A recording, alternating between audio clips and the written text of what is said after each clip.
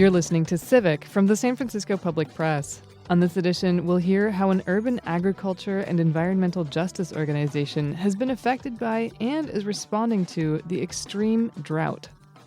We're growing our own food in Southeast San Francisco, and we've been distributing food to folks that need it affected by COVID. Thinking about how this drought or how this water shortage is just another obstacle. As the drought gets worse, the water gets more expensive. We're not making money in any way, right? So really thinking about what are the things we have to do to restore our balance with the earth so that, we have, these water cycles that we're used to be able to, have flourishing, thriving farms. I'm Laura Wennis, and this is Civic.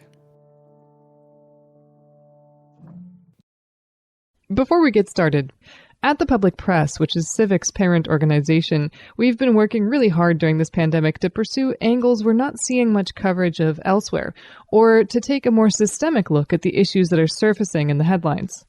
The San Francisco Public Press is a nonprofit, and we're inspired by the public radio model. That's the idea that people who are able to support the work that we do so everyone can have access to it without paywalls or ads. If you think we're onto something, we'd very much appreciate if you could show your support. You can do that by going to sfpublicpress.org/donate or by helping us get the word out about this show. Subscribe on whichever podcast platform you use or leave us a review. It really does help, so thanks. Just off of Geneva Avenue at Crocker Amazon Park in the Excelsior, 6 acres of formerly underutilized land owned by the San Francisco Public Utilities Commission have been turned into an urban farm. But the organization that runs it, Poder, grows more than produce. Hummingbird Farm provides organic food as well as medicinal plants and serves as a community and education hub. I talked with one of the organization's leaders about this program and the effects of California's exceptional drought conditions.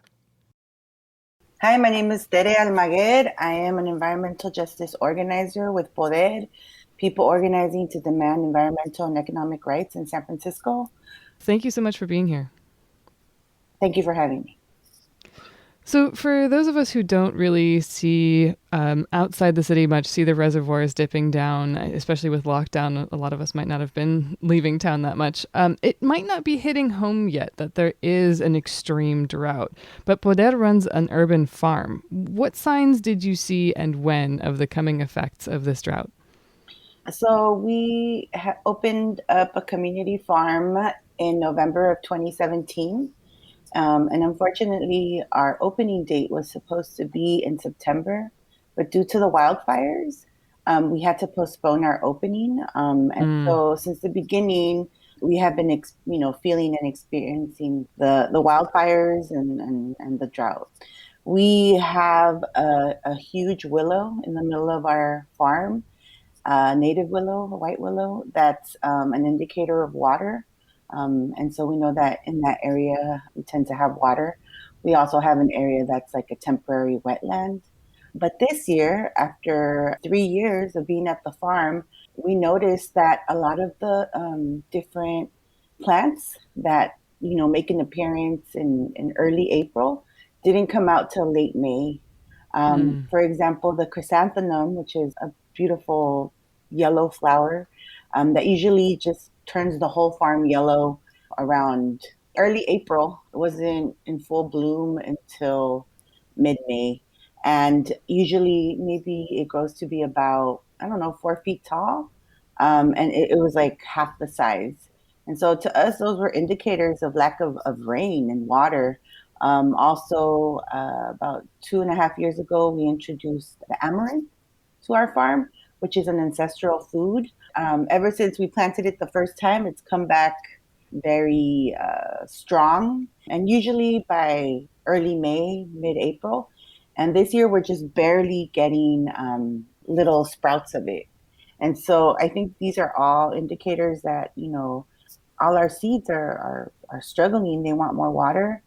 And then we're also in the situation where we don't want to oversaturate with water and spend more water than we should through irrigation because we are in the super drought. We got a notice from the SFPUC, whose land we are currently stewarding at the farm, asking for reduction in water usage.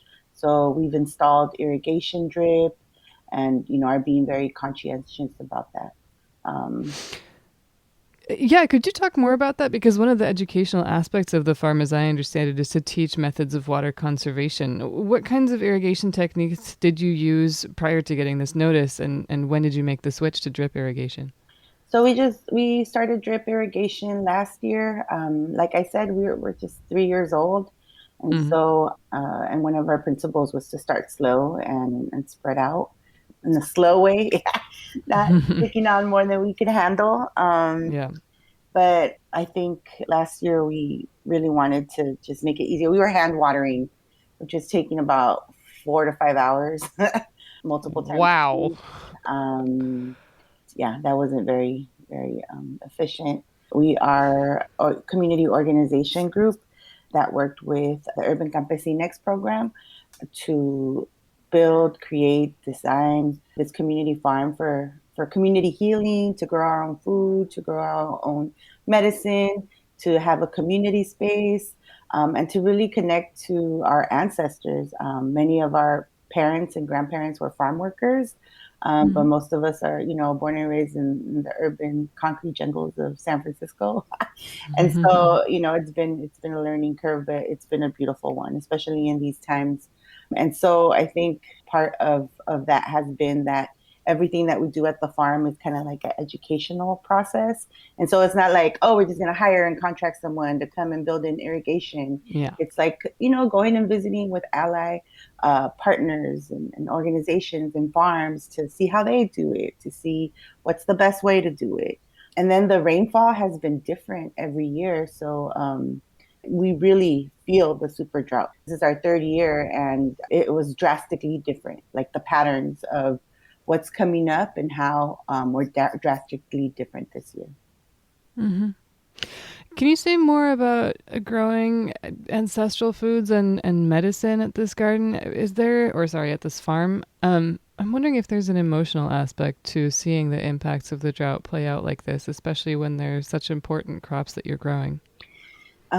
Yes, so just as you know, our Urban Campesinex program are really youth that have been involved with Poder and organizing for environmental and economic justice in the city.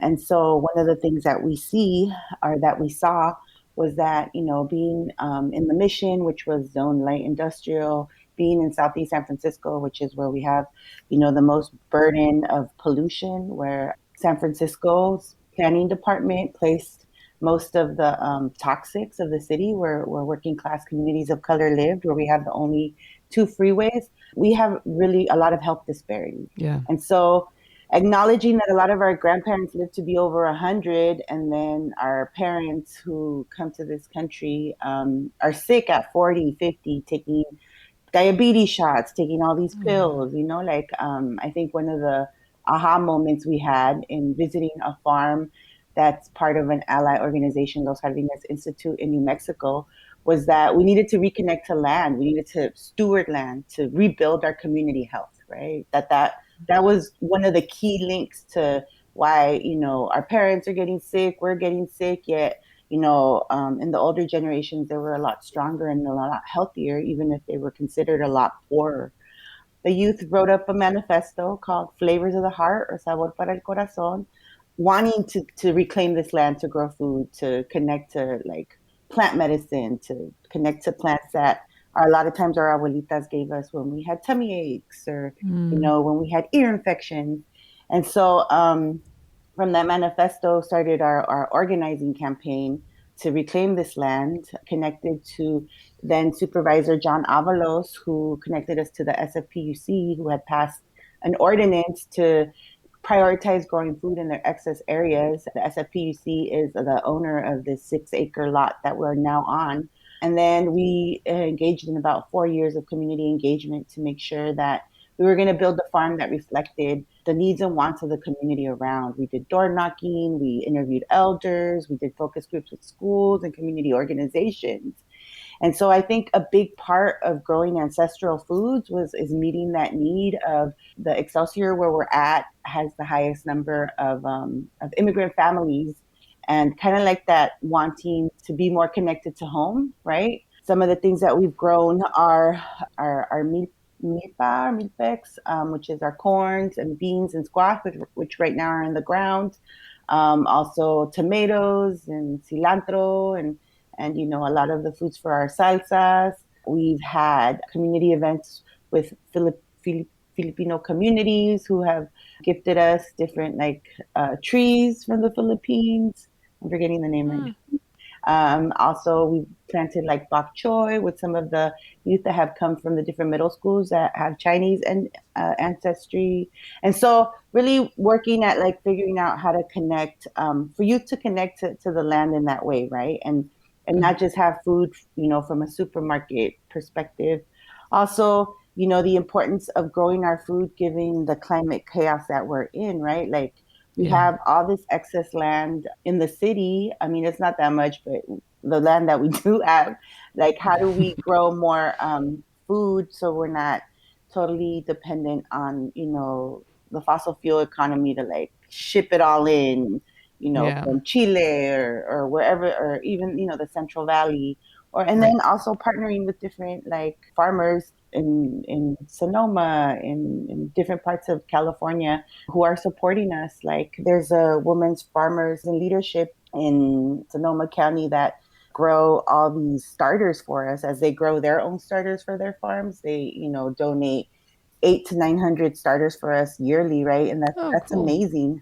And so I think one of the most beautiful things I've seen during this pandemic is kind of like the camaraderie and allyship between farmers and really wanting to Mm. help and support each other. We're in collaboration with Alamany Farms and Urban Sprouts. We formed the Sun Network, the Stewards of Urban Nutrition Network, and we're working together to grow more food in San Francisco, grow more leadership. So we're growing our own food in Southeast San Francisco, and we've been distributing food to folks that need it affected by COVID. And so I think all these things kind of are beautiful and growing, and then thinking about how this drought or how this water shortage is just another obstacle in making this happen is really hard because it's like we're still paying for water, and as the drought gets worse the water gets more expensive, and Right.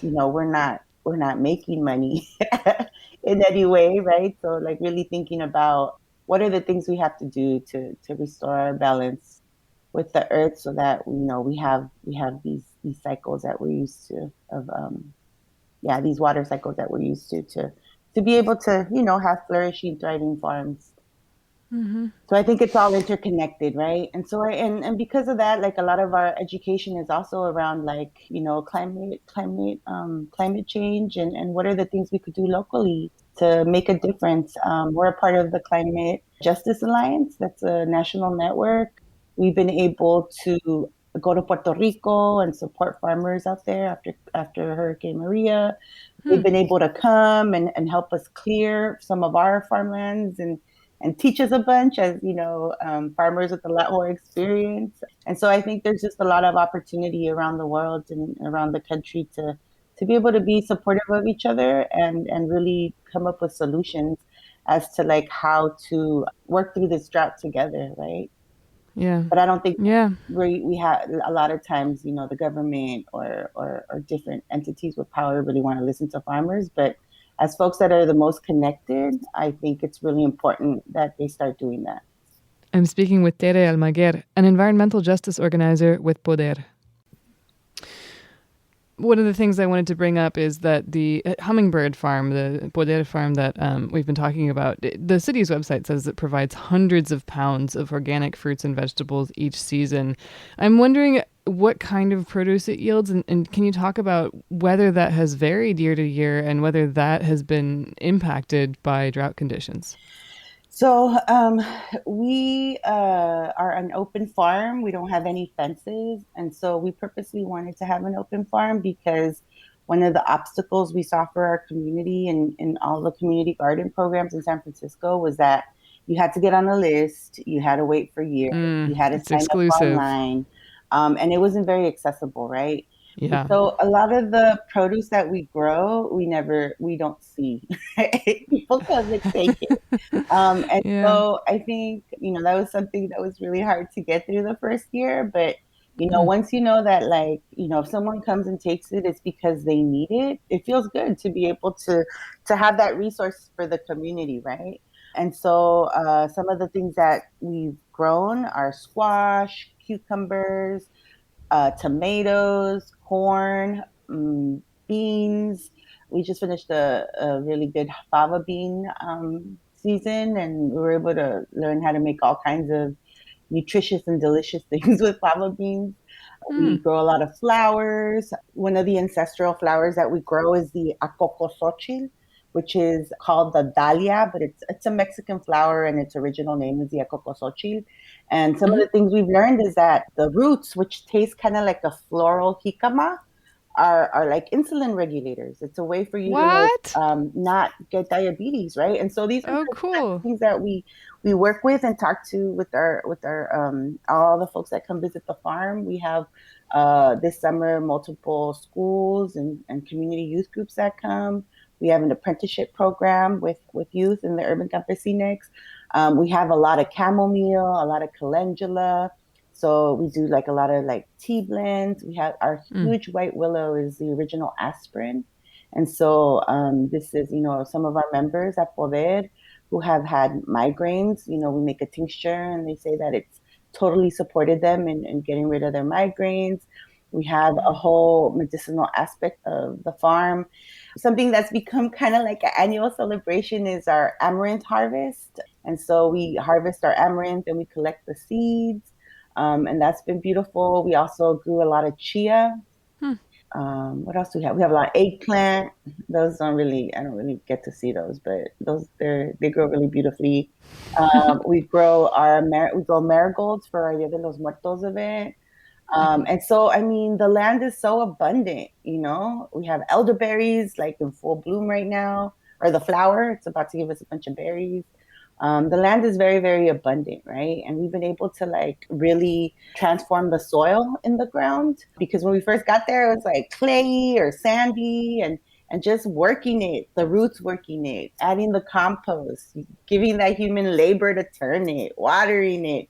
I mean, it's such a difference from like what we first got when we got there. And now Yeah. seeing like all the richness of all the little animals in there, the little worms and little insects and like the gopher snakes and it's the amount of birds we have. We have like hundreds of birds there, so it's like a little bird symphony when you're there. Hopefully, you get to visit. And so like I think if you create the habitat, if you put the labor in, like the earth gives you abundance. So it's been really good, and we've been able to harvest a lot of different things. We do skill shares or workshops. That's one of our principles, is that everything needs to be something that community could learn and take home. And so one Hmm. of my friends, Nancy Hernandez, she did a workshop last February, right before the pandemic, on like ancestral power seeds. And some of the histories that we learned were pretty intense. Like when the Spaniards first came to Mexico, amaranth and chia and hemp were outlawed. Like if you grew them, you would get Mm. killed, right? And then we were like, why, right? And then we started making kind of like these power bars with them. They are so full and packed of nutrition. I mean, some of our ancestral runners would use them to like run long distances and just eat them and be able to be powered by them, right? And so to be able to be growing them, knowing that, ancestrally, not that many generations ago, we couldn't, like, it was forbidden.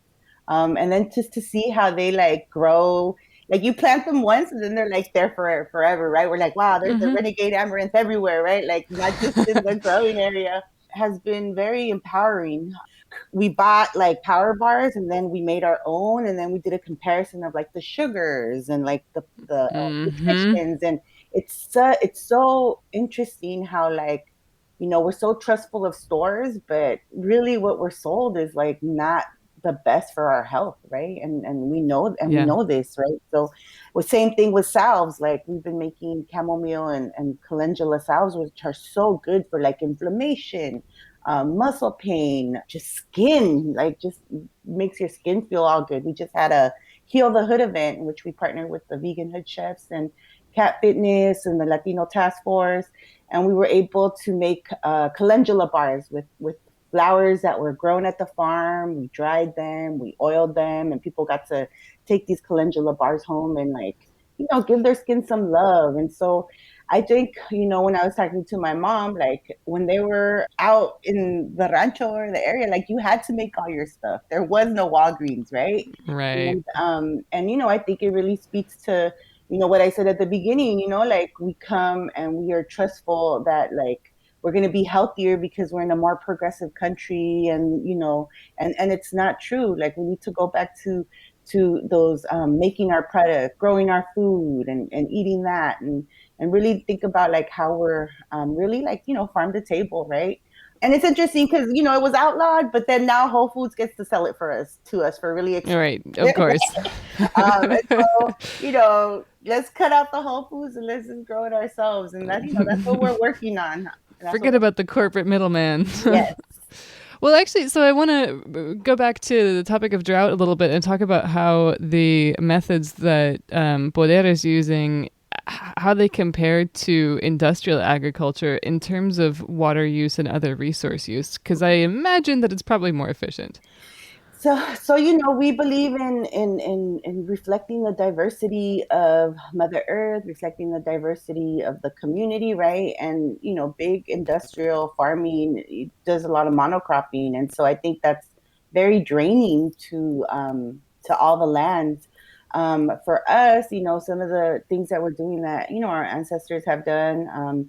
Xochitl Flores, who's our farm manager, is an amazing farm manager. It has been also kind of sharing a lot of their knowledge that they grew up farming, and then they also studied restoration and agriculture at UC Santa Cruz. We've been doing rotations of crops, right? So we won't grow the milpa in the same place. We cover crop almost everything during the winter. And that, I mean, after you take out the cover crop and you feel the soil, you see the richness of all the nitrogen that the beans and the different kind of cover crops give back to the land. Mm. We are in the process of wetland restoration. And so we're working with a group of young folks through a person that we connected to, Stephen Taka at Higher Ability. And we're just in the beginning processes, but like really working to expose youth to like what it means to restore habitat, right? To be able to create spaces to contain water when we do get it.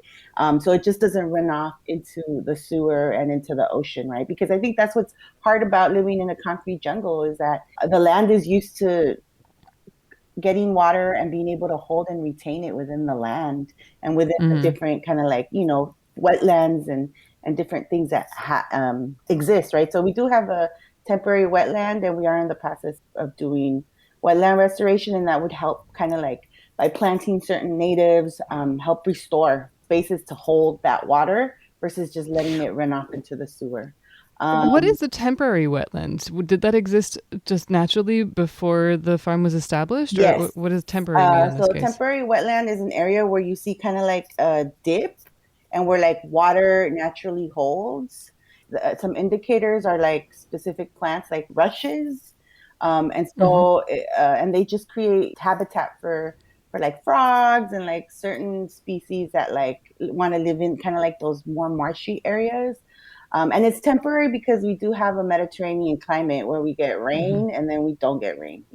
Right, Um, as we've so discussed. so those these are things that I have been learning, as an adult, and I'm very grateful to be learning, but that we all should know because we all should be knowledgeable about the lands we live on, and how to be better stewards, right, of the lands that we live on. And with that, I should have started out with this and I did it, but just honoring the Ramaytush Ohlone as the original peoples of San Francisco and the land, and so we really like to base all our actions on honoring the Ohlone, and then also working on restoring native habitat of San Francisco, right? So right before we opened the farm, a year before we opened the farm, we worked with Ledge to collect seed, because that area where we're at is a native area site. It's part of the natural area site of San Francisco. And so we were able to collect seed and propagate about 1,000 native plants that were planted Mm. during the opening of the farm. And so We have the most bunch grasses, native bunch grasses in the city. It's the area that looks the most like what San Francisco looked like before colonization. And so one of the most important things about those grasses is that their roots are like up to 40 feet deep, like between 30 and What? 40 feet deep, right? And so Wow. what you see are like the grasses that were brought over by the Spaniards for feed, right? Like the what they yeah, the European grasses, but the Hmm. bunch grasses, they have really deep roots. And what I've been learning is that these deep roots are the highest carbon sequestrators because of those roots, right? So they sequester Huh. the most carbon.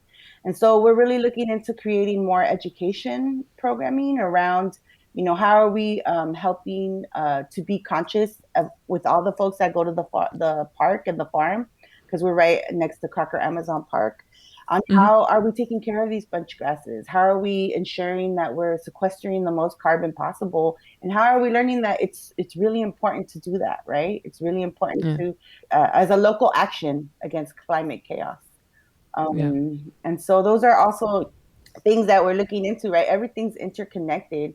And so even though we're thinking about drought and water, a lot of these grasses need to be preserved because they retain not only the balance of the carbon, but also they hold kind of like our mountain and cliff together, right? Those roots hold kind of like all the space together, and we can't let them, disappear. I said that I could probably guess, but so I will guess. This is not something that industrial agriculture does at scale, right? None of these things are things that No, industrial agriculture does, and no, I don't think so. yeah. I want to ask one more thing about water. I've talked on this show with a couple of people about where the city's water comes from now, and it's mostly from Hetch Hetchy Reservoir, which is mostly river water, and only a very tiny portion comes from groundwater. And I've talked a couple of times now about recycling water, but I believe that you're piloting some additional alternative water sources. Can you tell us about that? Yes, so we were going to be the pilot site for hydro solar project in which we're going to install apparatus that's going to be capturing water from the air. And it's fog and just kind of any type of So this is fog water. harvesting, like with nets? It's fog, but it's also just moisture from the air. And then it's Uh-huh. gonna put it into a cistern under that we could use for irrigation.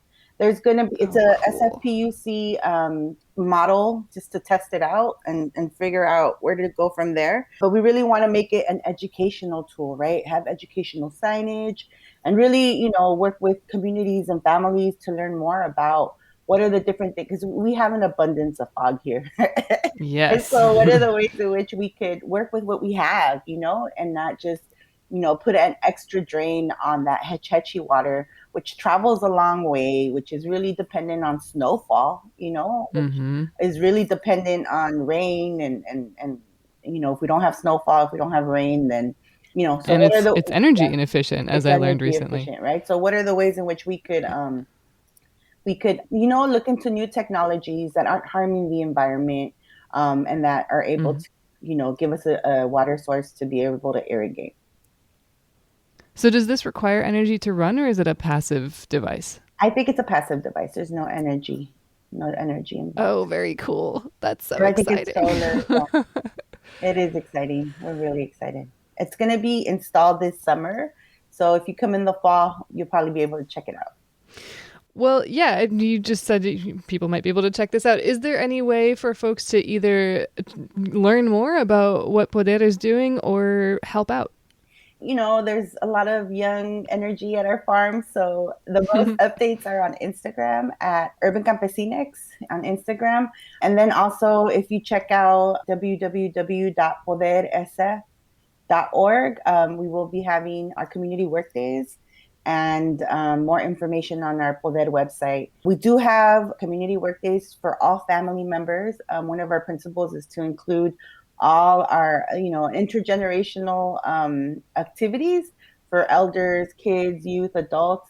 And so we've opened them back up to volunteers. And so if you want to bring your family, we're there Sundays from 10:30 to 2, and Wednesdays from 3:30 to 7. Just give us a call or send us a message at the face on the Instagram or the website. So to confirm, just because we still want to keep the numbers in a way in which we all feel safe. We require masks. Totally. We're just excited to have community come and give love to the land and work together to steward it together and learn together. Tere, thank you so much for talking with me about this. Thank you for having me, and excited to hear more of your podcasts. That was Tere Almaguer, an environmental justice organizer with Poder. I'm Laura Wennis, and you've been listening to Civic. Civic is produced at KSFP LP 102.5 FM in San Francisco. Our theme music is by John Dillon. Our team includes producer and contributor Mel Baker and assistant producer Liana Wilcox. KSFP is a project of the San Francisco Public Press, a nonprofit investigative newsroom. Find our reporting at sfpublicpress.org.